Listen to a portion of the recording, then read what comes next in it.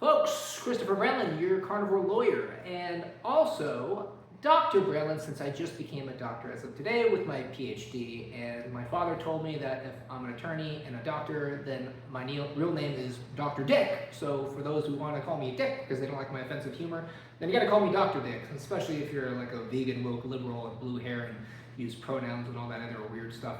Anyways, remember, I'm the one candidate that's trying to embrace the MAHA movement. I would love to make America healthy again.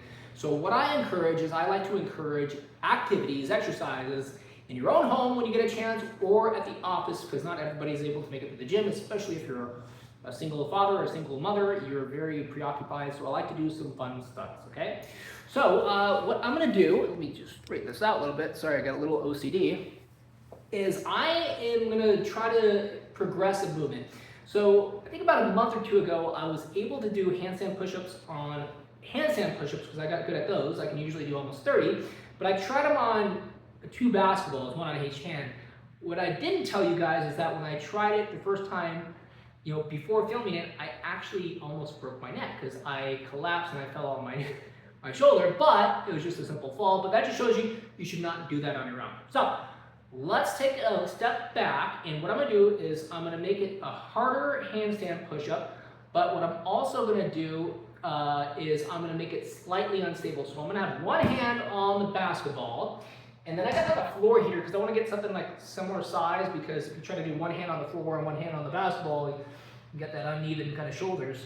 So, because remember, if you make something more unstable, and they'll tell you in the personal training industry, that it's going to make your muscles work hard. That's why they have people doing push-ups on medicine balls or doing push-ups on stability balls and what for.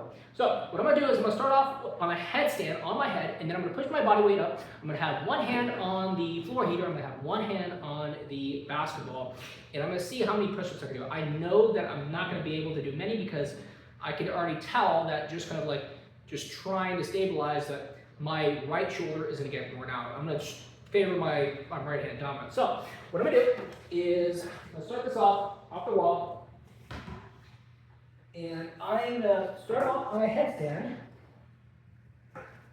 like so. Now this is actually easy for me. I mean, I can do this all day with or without the ball. So what I'm going to do is I'm going to push myself up, one hand on the basketball and one hand on the heater, like so. And then I'm going to start doing it. You see my right shoulder, you can see it struggling a lot. Because it's very unstable and it has to do a lot more work.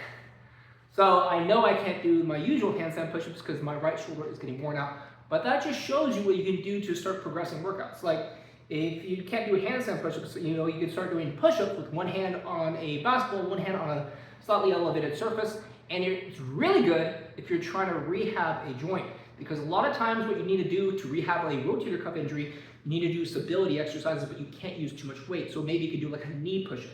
So once again, there's a lot of different exercises that you could do in your own home or your own office. So folks, eat meat, train hard, and let's make America great and healthy again.